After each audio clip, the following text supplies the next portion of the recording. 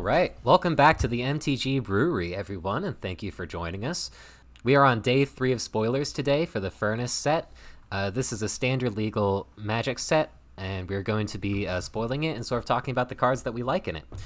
My name is Noah, and today I'm going to be joined by my co-host Will. How's it going, guys?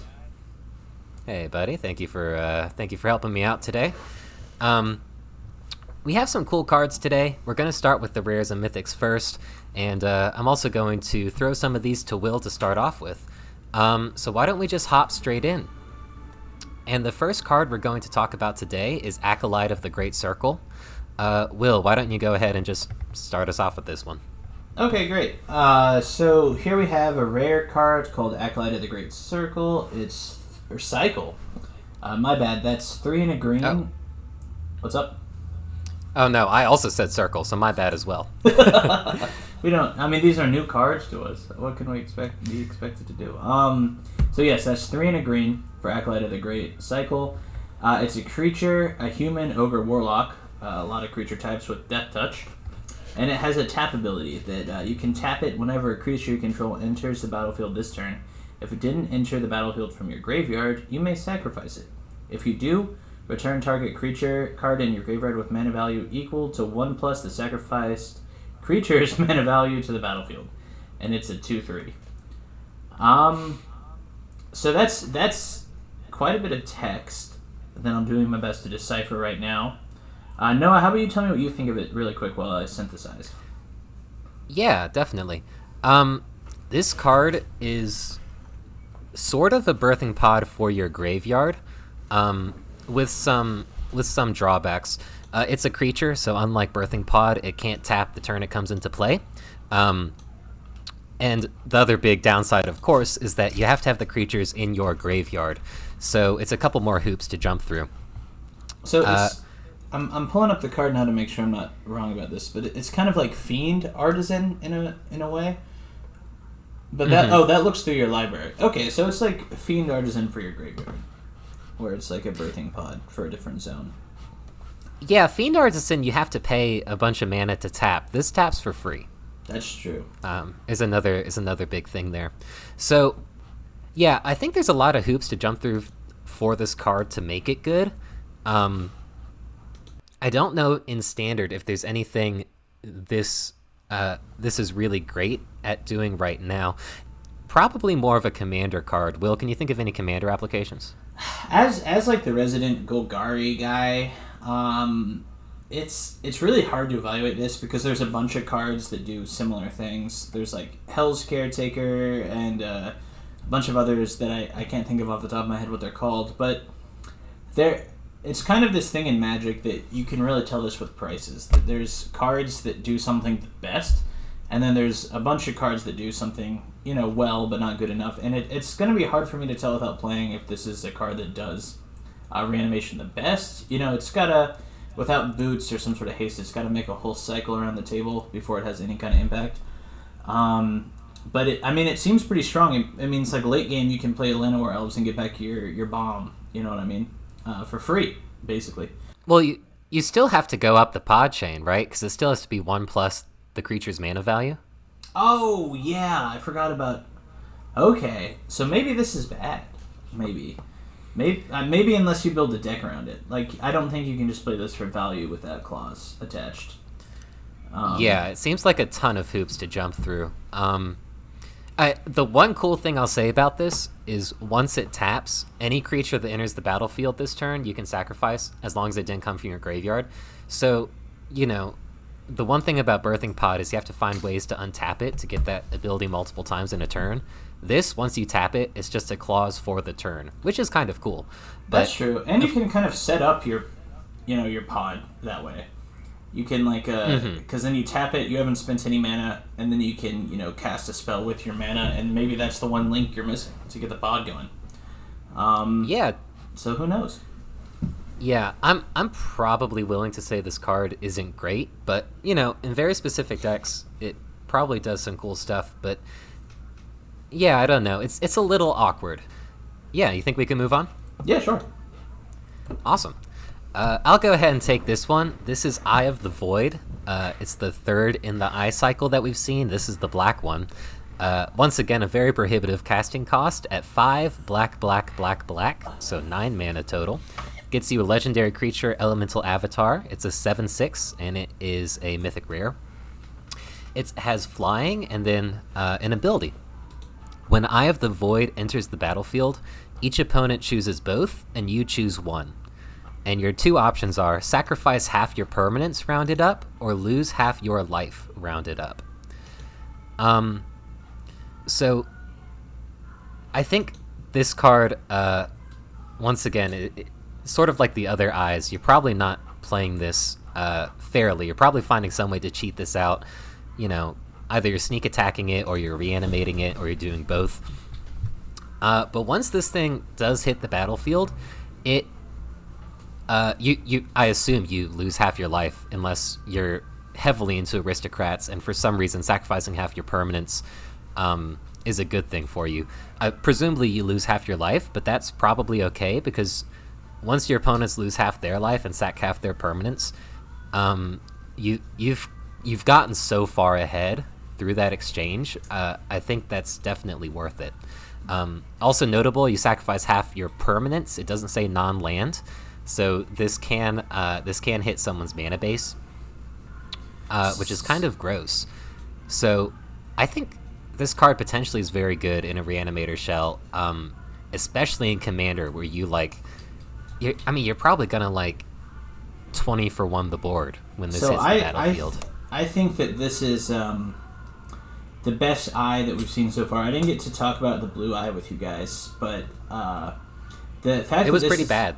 Yeah, the fact that this is an ETB makes it the best Reanimator target of all the ones. I know the blue one's an ETB, but just glossing over it, it's definitely not as strong as this, of course. So this is you can get this out way early. In Commander, I don't know about other formats, but in Commander, I know you can get it out as early as turn 1 or 2.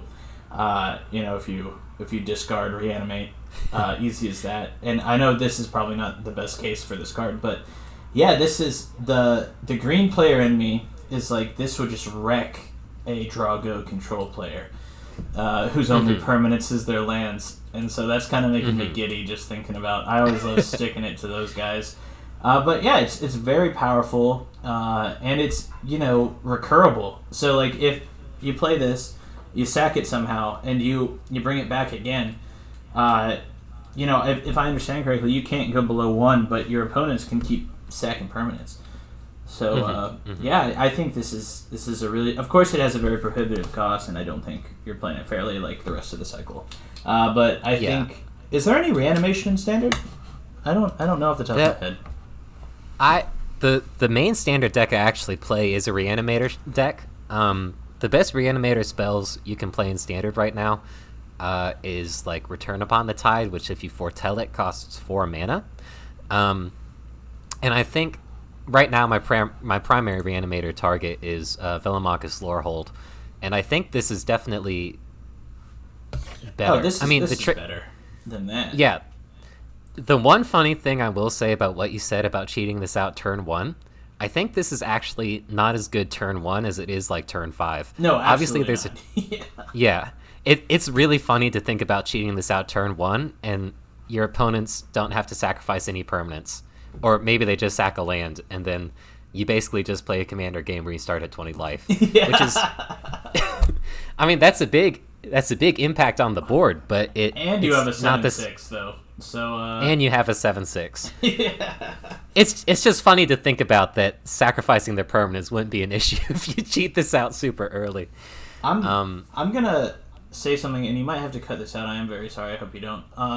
Since we last recorded, there were the Standard bannings, and the meta is insanely shifted. From what I saw last, I looked it up to see if there's any Reanimator shells, and oh my gosh, this is a different format. It looks like. So is there a lot of Reanimator? No, it's Orzhov Control is leading the meta now, with mono green is 5th place, mono white is 8th, and they were top last time. So I'm sorry if you have to cut that out, but holy cow, that what a shift! Yeah. So it's like a lot of blood on the snow decks, right? Like Lolth piles and like Yeah, blood on the snow. let And me quickly all that scan stuff. Lolth. Exactly, it's exactly that. That's interesting. I thought Izzet might be able to pivot into like running Lear and Hullbreaker Horror, but maybe Divide by Zero. I mean, Divide by Zero being banned too really did hurt Lear a lot. Yeah, which this I guess it's more of just a different lens to be looking through this from. Is it Dragons is still fourth, but I mean that Sure. only makes up 7.7% of the meta versus like the 36% we were looking at last week or something. So Wow. yeah, Okay. Well, no. Thank you for jumping in with that. That's cool. But yeah, I have the Void. Yeah, a very good reanimation target. Ironically, unlike a lot of reanimation targets, maybe better in the Late game. turn 5, Yeah. turn 6 than like turn 2. But I mean, even if you reanimate this turn 2, well, actually, I say that, but if you're in Modern and you reanimate this like turn 2 or turn 3, your opponent's going to be at like what 8 health, and then one hit with this will probably kill them. If they're playing fetches, they can't fetch anymore. If they're playing shocks, they can't shock Yeah, their mana base. and But if your deck is kind of built properly, like you have to exile this. You know what I mean? If you're reanimating this, like you have to exile it, or you can just do it again. And yeah, it seems it. Yeah, sorry. No, I was about to say, I actually saying that I don't know if there's a ton of ways to reanimate this like turn 2 in Modern, because again, persist hits non-legendaries, which this is legendary, but Right. someone will probably find a way to get this like turn 3 or whatever, I'm sure. And it's also worth noting, unlike the other eyes, I think this would actually be a pretty viable commander. Really? Yeah, I mean, definitely not hyper competitive, but Villas has a similarly prohibitive mana cost, and I feel like if my opponent was just like, because Black's got some ramp in, and if it was ramping towards this, I'd be keeping my eye on it because it's got a nasty that's true. effect. Yeah. Yeah. Okay. Interesting. I wonder if this will see a lot of play as a commander. I'm sure some people will mess with it just because it's a metal card. That's cool as hell. Yeah. Yeah. All right. Very cool. Yeah, let's move on, I think, unless you got anything. No, I'm good. Cool. Let's move on to the Hope of Shiro Land. Okay. Well, I'm gonna let you read this one because you're a rune player, and I know you love to blink stuff, so I'm gonna let you take this. Great. So, yes, this is Hope of Shiro Land. It's 2 mana and then Azorius, one of each. It's an Angel Spirit, which is a cool creature type, pretty relevant. And then Flying, Lifelink, Protection from Red. And then it has an activated ability, Pay Azorius, exile another target creature, then return it to the battlefield, tapped under its owner's control at the beginning of the next end step. And it's a 3/4. And I mean, I don't think it takes someone who's been playing Magic for a long time to say that this is a pretty good card. Not broken, for sure. Yeah. But, yeah, any Blink deck's going to love this. And, it's another target creature. You can use it defensively. You can use it for value. This would be right at home, Like, I don't know if it does anything for Angels or Spirits specifically, but just in a value deck. Hard to pass up. Yeah, not in Standard it doesn't, because at least from what we've seen, Angels right now is Orzhov, and if you're playing Orzhov in a tribe, you're probably playing Clerics if you want to win a game. But who knows? Maybe they'll print enough good Angels in this set that Angels in Standard is viable. Yeah, this is it's almost like a generically good card, right? Like, it's not super exciting, but it's like, oh yeah, it's like good stats for the body. It's got relevant keywords and a relevant ability, but it's like not breaking any new ground. Yeah, this is actually the kind of card that, and I'd be happy to see it printed, but it's kind of the ilk of cards that I wish Wizards wouldn't print anymore. Just because it's almost like staple level in terms of like a Blink Commander deck at least, or it's not, in Modern it's probably not as good as Restoration Angel or something like that, but it's not in any new design space. You know what I mean? So it's like just another good card that, like, when you're building a deck, makes the deck that much more boring. Yeah. No, I agree. I agree 100%. It seems like something that maybe should be in like a like Modern Horizons set, right? Yeah, there's a lot of that in there. Yeah.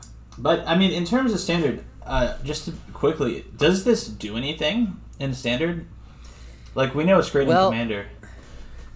This can, if you're against Is It Dragons, right? This comes down, even if you're on the play, this comes down a turn before Gold Spam, and it can block it all day long. And it's going to dodge the red removal, which is cool. Unfortunately, Is It Dragons will probably just Fading Hope this and still get their attack in.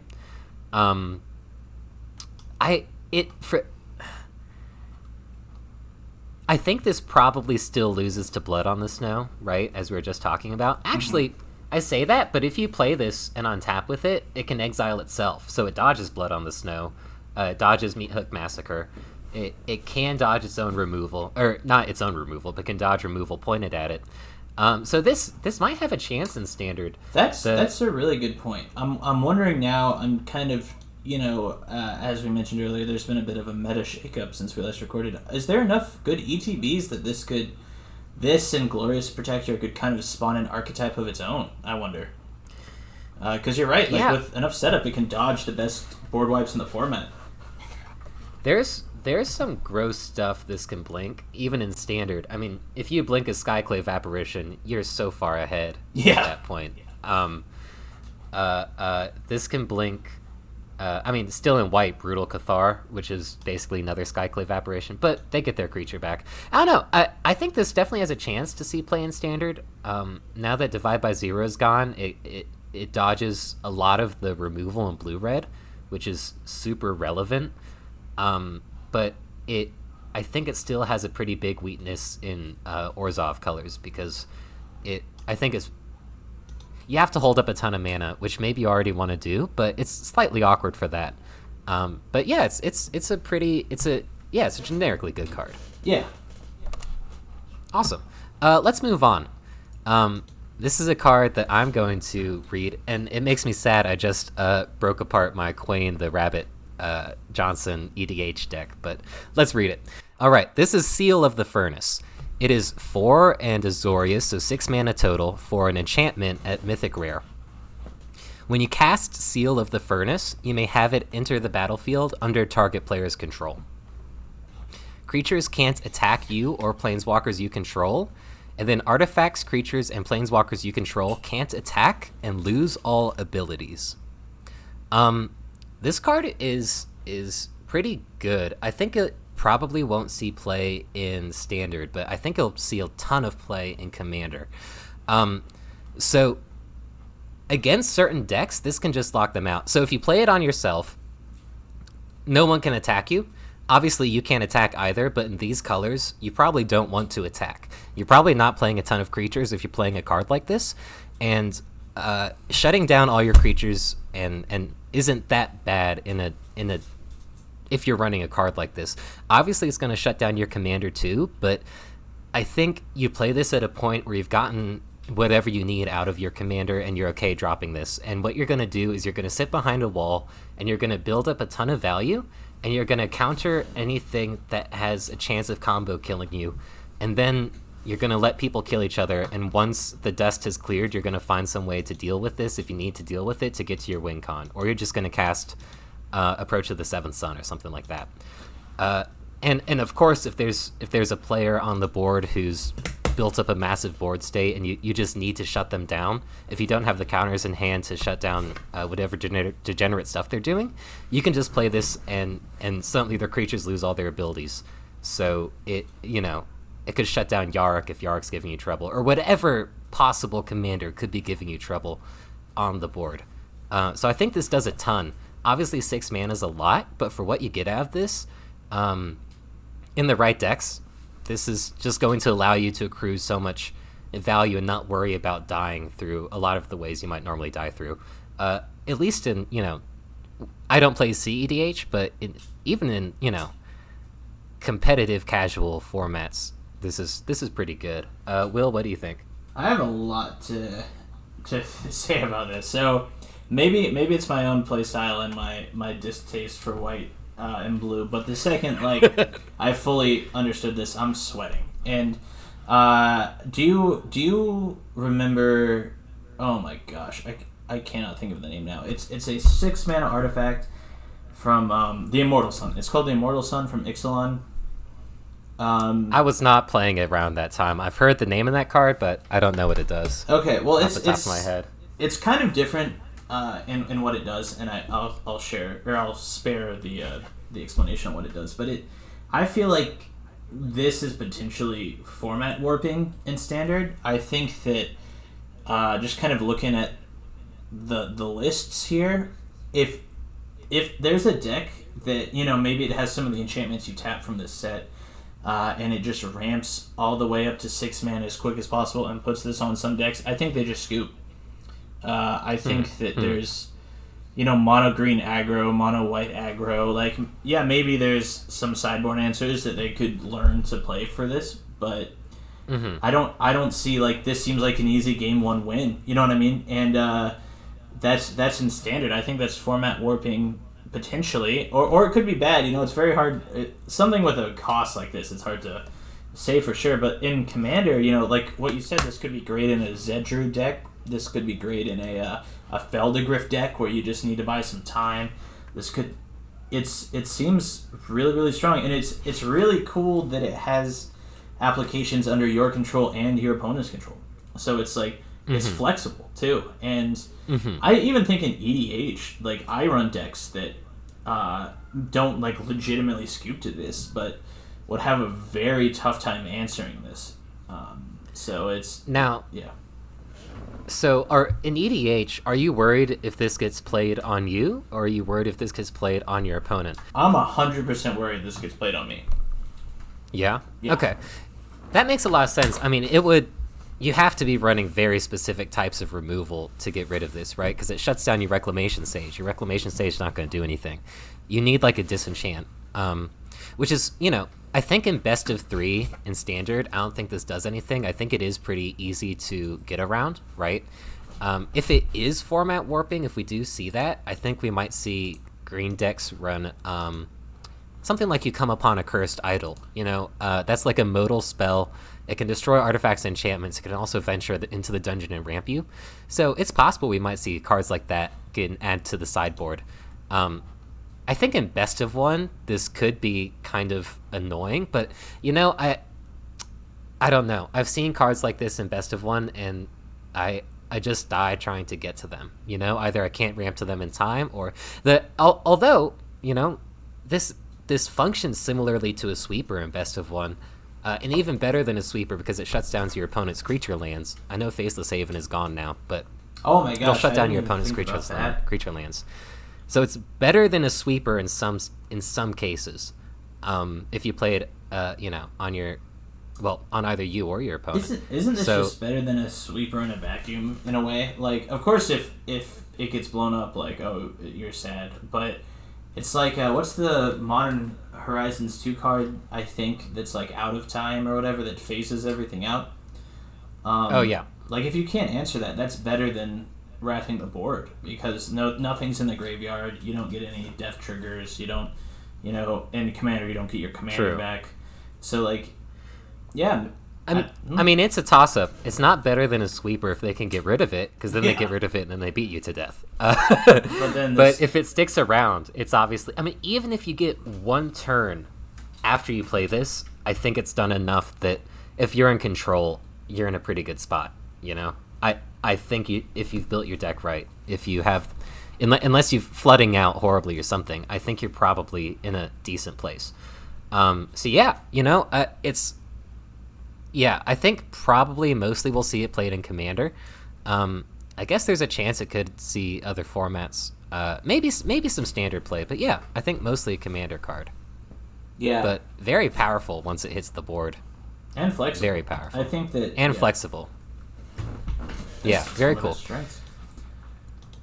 Let's move on to my personal favorite card of the set that we've seen so far.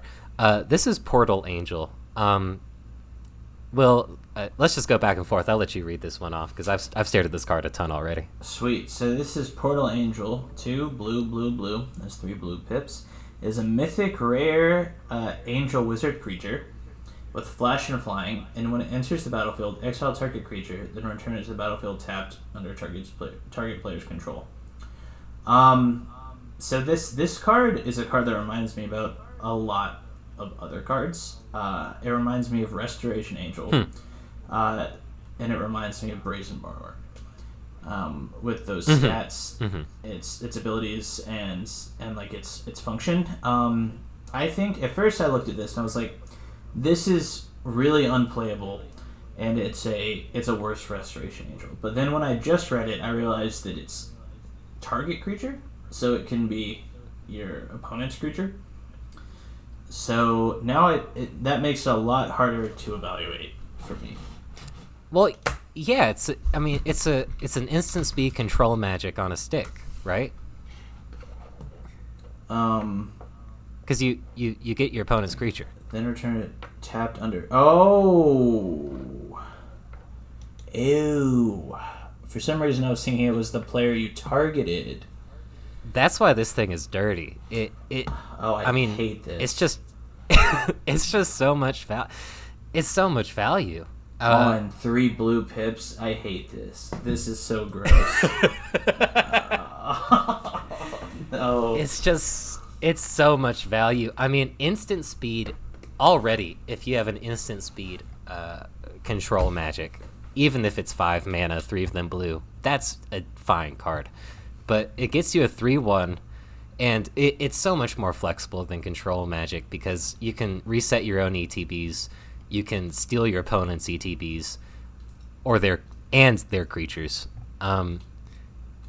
It can't hit commanders in Commander, right? Because they can move it to the command zone if you exile it. Right, but I mean, still, 5 mana, exile, get a 3/1 isn't the worst. Like, yeah, they could take it back, but...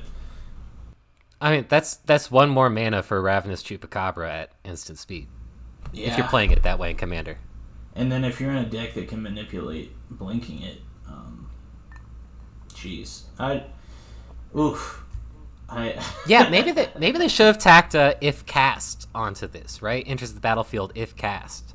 I mean, I don't think this is too strong. I just hate it. You know what I mean? Like, I think that this is a card that it would really make me salty, and not a lot of cards really make me salty. I don't really like extra turns, excessive counter spells, or people stealing my creatures and killing me with them. Are the things I hate the most, and this is kind of like all of them in a way. Yeah. So let's talk about formats. We'll talk about Standard first. I truly don't know if this sees play in Standard. It's meta dependent, of course, but I think if your opponent's not playing creatures, you don't really want a flash flying 3/1 for 5 mana, 3 of them blue. Let's think of it this way. If you're paying 5 mana in Standard, the best creature you can be getting pretty much is a Goldspan Dragon. Pretty much. I mean, I guess you can make an argument for something else, but that's how I see it. Is this better than Goldspan Dragon? No. I do not think so. So no. I think ironically, this does beat Goldspan Dragon. It does beat Goldspan Dragon. It's got that going for it, but so I don't think it's gonna warp anything. But I mean, I'm looking at like Teamer Midrange is a deck that's going around right now. You know, I'd cut Moonveil Regent, which it's playing 2 of, for 2 of these. I think if I can get the mana pips. The mana pips are a bit tricky. But Standard's mana is not in a bad spot right now. Like, it's certainly been in worse spots. I think you could do this. The Innistrad lands helped out the mana a ton. Let's talk about mana for a second in this set, because there are a lot of monocolored, color-dense, pip-heavy cards, which seems weird for an allied color set. I just want to throw that out there. It's pretty weird. Kind of weird. I think that it's a good way to stop something from being really broken. Like, if this was 4 mana, 1 blue pip, I think it's like a different card. You know what I mean? It's that's like a different card. And I'm kind of just checking through Standard right now. There's not a lot of it seems to pretty much stop at 2 pips in terms of, like, if you're in a multicolor deck, except for, like, you know, Academ's Awakening, which is a pretty low cost to run. So maybe that will hold it back more than I think. But I think that there's a lot of decks that could run this kind of as a really miserable closer in Standard.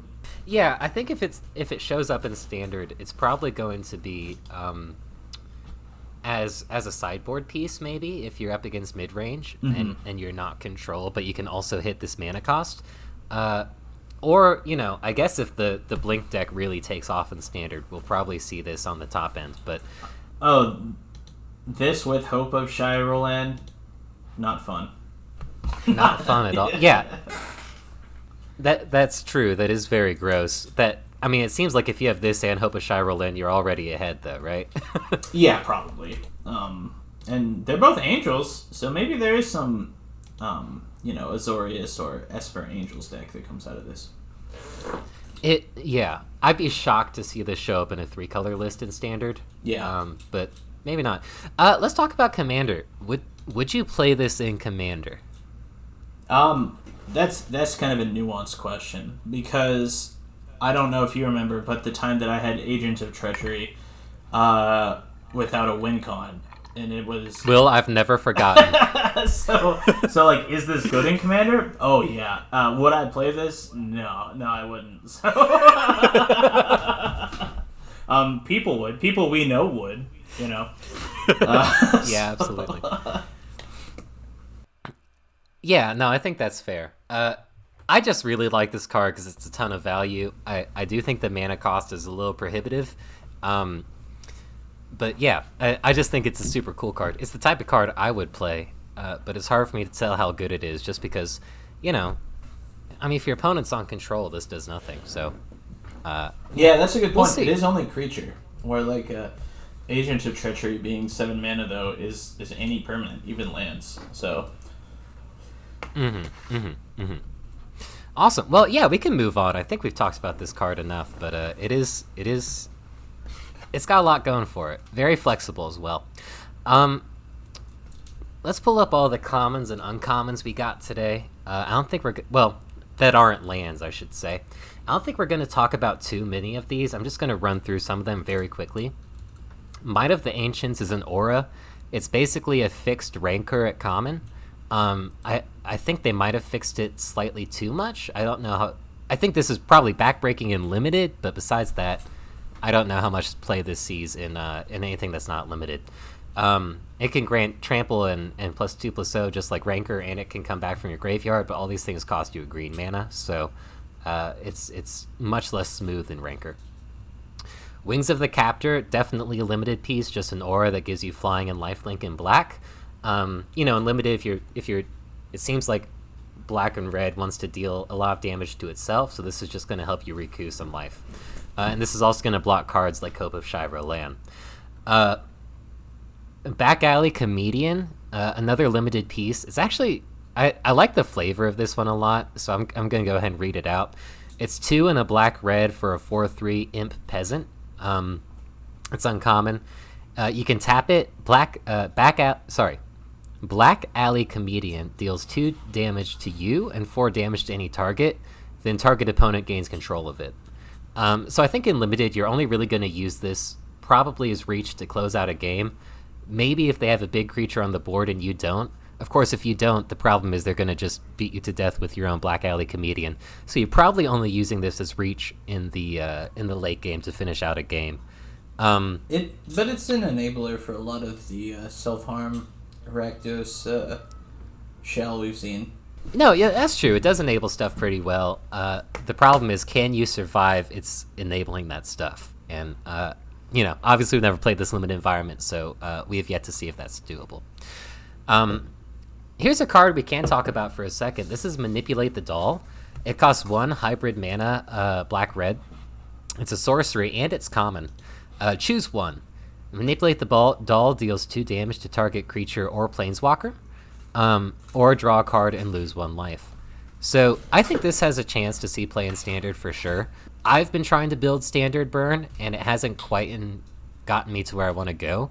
I think this could definitely replace some copies of, what's that card? Play with Fire from Midnight Hunt or Crimson Vow, one of those two. Yeah. The sorcery speed does hurt it a bit, but, if you're up against Luminarch Aspirant, you can probably still snipe this before it gets out of shock range. And of course, if you can't, you can just cycle it to draw a card and lose a life. So I like the flexibility on this a ton. And of course, it enables your life loss if that's something you're trying to do in Rakdos. Will? I think that this is both standard and maybe even commander playable. Like, if you think about Sign in Blood or whatever, like 2 black pips, draw 2, lose 2. It's the same rate. So if you've got a deck that's desperate to draw, I could see this being played in a Rakdos deck.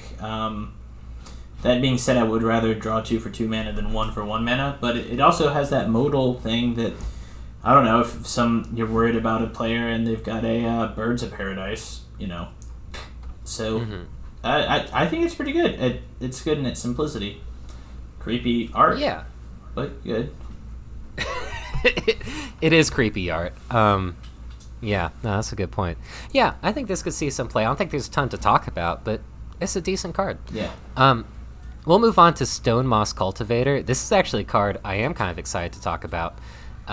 This is a 2 mana, 1 and a green elf druid, but this spell costs 1 less to cast if you do not control more lands than an opponent. And it taps to add 1 mana of any color. And it's a 2/1. So let's break this down real quick. This spell costs 1 less to cast if you do not control more lands than an opponent. So if you're on the play, you can't play land this. But in any other circumstance, if you have the same amount of lands as your opponent, or if you're behind, this is going to be a 1 mana 2/1 that's also a Birds of Paradise. And that seems really good. I like these cards that sort of balance you from being behind. Part of me thinks stuff like this probably doesn't need to be in green. I'd like to see this in white. Obviously, a mana dork in white that does this would be insane and a big break of the color pie. But I like this design space a lot. And a Savannah Alliance that taps for 1 mana of any color is kind of unheard of, especially at common. But you do have to be behind, or at least on par to get that. So, maybe a sideboard piece we see brought in if you're on the play. If you're in an aggro deck or something. I could see mono green sideboarding this in, honestly. It's another Ascendant pack leader in Standard that can get you to your Esika Chariot a turn earlier. Or your Old Growth Troll, whatever you're trying to ramp out. So I think this is a pretty good card. What do you think, Will? So back in the day, in Dominaria Standard, there was this controversy that I'm not too privy to, so I don't know who said what. But apparently there was some fear about putting Llanowar elves back into Standard. And they did it, and it was okay. Like, it was, of course, very good in Standard, but I don't think it really broke anything worse than anything else. But this is, in a very broad sense, it's pretty much a return of Llanowar elves to Standard, except for it helps these multiple color brews. And I don't play much Standard. When I was playing Prosperous Innkeeper, which I would cut for this, I think. So I think this is the best mana dork in Standard. Right now, it looks like the most common one that's being played is just Sparus Sentinel, which is worse than this, I think. And it also... Oh, absolutely. Yeah, so I think this would be maybe the most played card in green in Standard. Not to say it's broken, but it fills a niche there. Definitely. Yeah. I truly don't know how much to say about this card other than it does enable a ton if you get this on turn 1. And the cool thing about it is that it also procs if you do not control more lands than an opponent. So, if you have the same amount of lands in them, you still get ahead with this card, which is pretty cool. And of course, if you're let's say you're on the play, you go turn 1, you play whatever, you pass the turn. They play a land, play whatever, pass the turn. You can play this and then play another land. So you still kind of get the 1 mana effect out of this. You just gotta be slightly crafty with your land drops. Yeah, which is cool. It's like mana attack, or not mana attacks, but mana attacks in that way, or land attacks, or whatever it's called. But yeah. Also, just worth noting before you pass, it's an elf. I don't think this is gonna, break anything in Legacy or anything. But that's always a creature type you got to keep your eye on. Maybe in Pauper. Oh yeah, it's probably in Pauper. Probably in Pauper for sure. Cool. Yeah, let's move on, but a cool card, Stone Moss Cultivator. This is Youthful Wish. I'm convinced this card is bad. I think it's cool, but bad. Youthful Wish. One generic red. For an instant, it's an uncommon. Take a card you own at random from outside the game. Reveal it, then put it into your hand, and then discard a card. Well, I've already said that I think this card is bad. Me and Will actually had a slight disagreement on this card before we started recording. So, Will, why don't you start talking about this card? I don't remember if we disagreed. Or if my opinion has shifted. It's definitely, it's fun. I think it's fun. I don't think it's that good. It's an instant speed, so it's kind of like a polymorph for a card in your sideboard, which is fun. I will say that, I think the only reason you go in your sideboard is to either get a piece of a combo or to get a specific answer, and so I don't see why you wouldn't just play Wish, if that's what you needed. But I can imagine a pretty fun deck that runs this. Like, I don't know. I also don't play much Standard, so I don't think I'd ever run this. But yeah, here's how I would run this in Standard. I would only run it in Best of One, where you already can kind of you care much less about your sideboard. I would never run this in Best of Three. Also, in Best of One right now, your sideboard is stripped down to 7 cards, not 15, and that's kind of important for this card. That makes this card much better in Best of One. So this is how I play it. I play this card in a control shell. I'm probably in Jeskai, maybe just Izzet. And all my cards in my deck are going to be card-drawn answers, and my only win cons are going to be in my sideboard. And that's how I play this card. Alternatively, I play this card with only counter spells in my sideboard, so you basically play this card when you know exactly what you can get with it. Which is cool, but otherwise, yeah, I don't think this sees a ton of play, because typically you want your sideboard to be full of a variety of different types of answers that you can bring in when you need to. So, I think this is a Best of One card, and that's basically it. Yeah, I think that's super fair. Cool.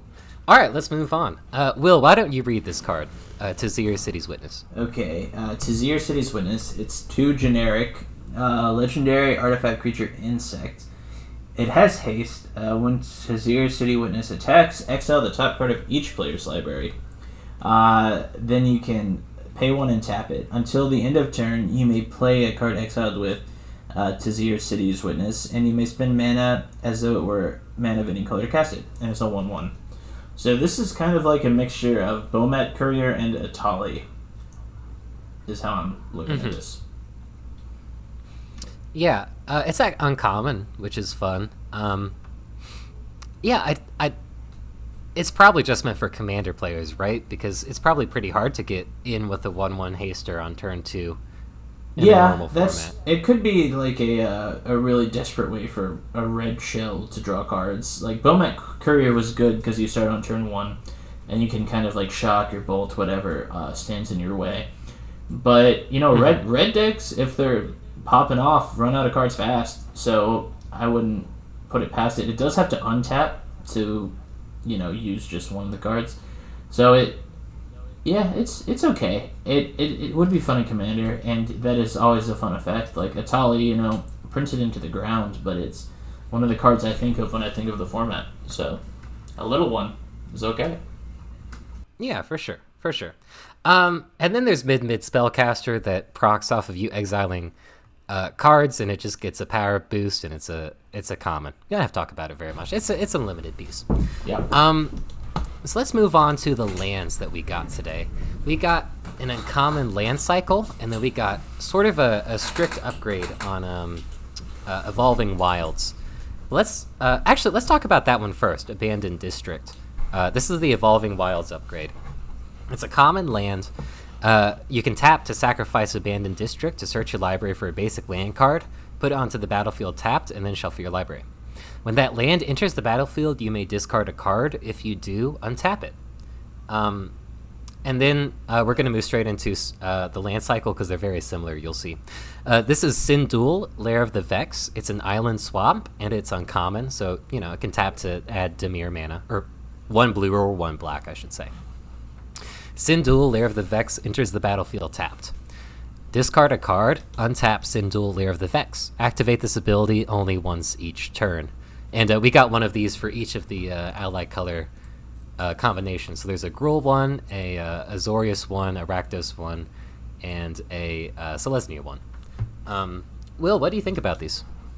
So I think that they also have their land types. I don't know if you said that or not. Sorry, but I think that this is really not broken, but really good in any of these colors that have like access to reanimation.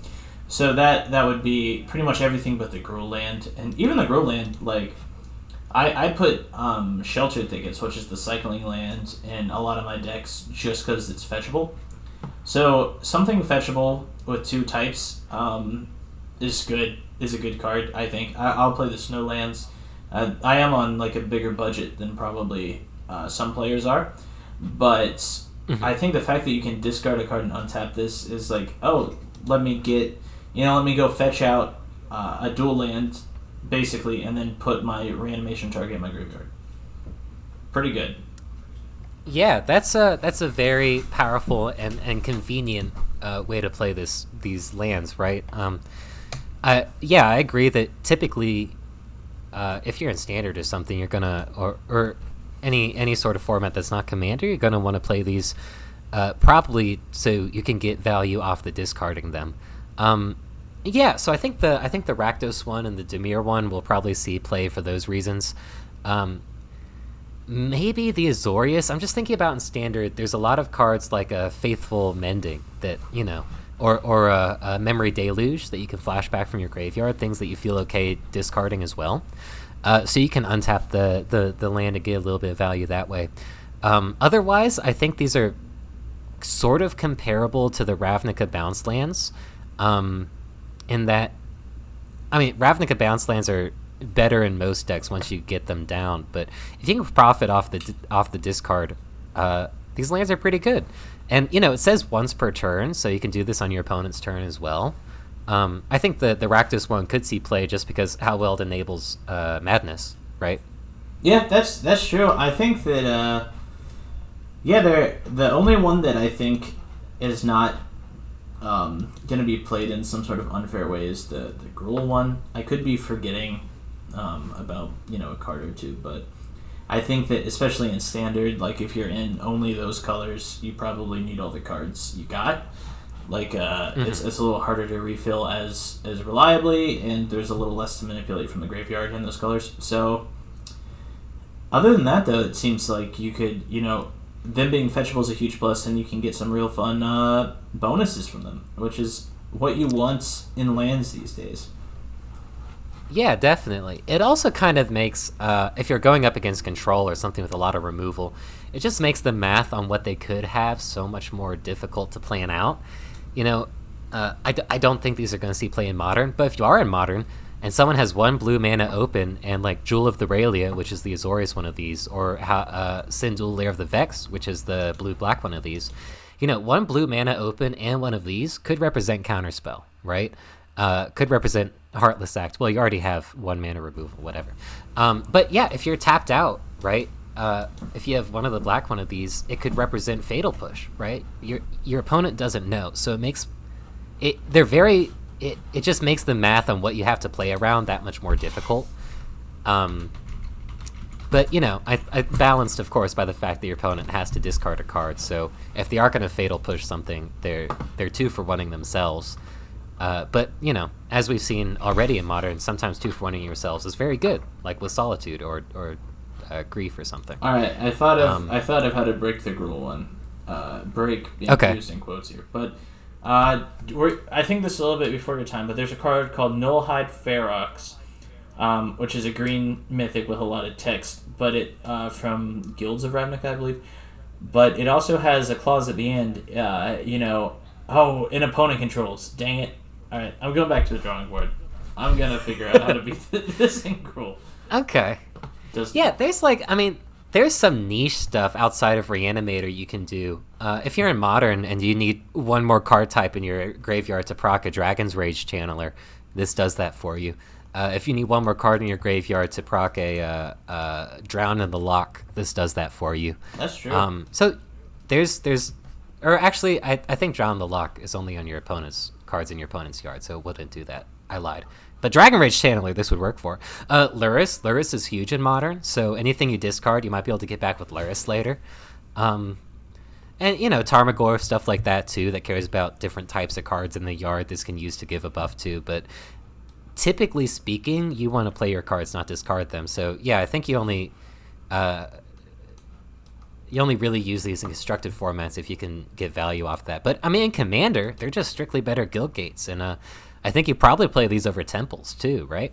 Oh, I mean, I would. I've come to really just like the temples. The fact that they're fetchable is, like, really good for budget players. I don't know if, as someone who, is not a budget player, I don't know if that is as well received by people who can kind of afford whatever lands they like. But I know when you, like, Farseek a Triome, it kind of feels like cheating. You know what I mean? So, it's really good. Fetchable lands are good. Yeah, absolutely. Well, I think that's basically all we have to talk about today. That's all the cards we've seen. Will, any ending thoughts on what we've seen today? Nah, I mean, if anything today has made me more excited to see the rest of the eye cycle. So we got, if I'm not mistaken, red and green left. It seemed like a very Azorius heavy day, which, bleh, but I guess some people like it, so whatever. I'm enjoying myself. Yeah, let me take a quick peek at the cards you missed, because you maybe missed some of the stuff you wanted to see. You missed some absolutely broken Rakdos stuff. I'll say that. If you like Master of Ceremony, is probably a mistake. We got I think the best piece of removal Rakdos has maybe ever seen in Desolation Ray, which you missed. And Umbori, of course, that I think you did see. But yeah, that's our spoilers for today. Let us know in the comments below which of these cards are you most likely to play with. Let us know in the comments below which of these cards you're most excited to play with. I know for me, reanimating Eye of the Void seems like a ton of fun. And I'm totally going to play with Portal Angel all day long, even if it doesn't end up being that great. I think I'm going to have a blast with that card, at least trying it out. That sucks. Oh, good stuff. But yeah, those are our spoilers for today. Be sure to tune in tomorrow or whenever you get a chance just to see what else the set has in store for us. Don't forget to like and subscribe, of course. Those things keep food in our bellies, which we like a lot. And I think that's all. So yeah, have a great day and do all the YouTube stuff. Like and subscribe. Take it Peace. easy, y'all.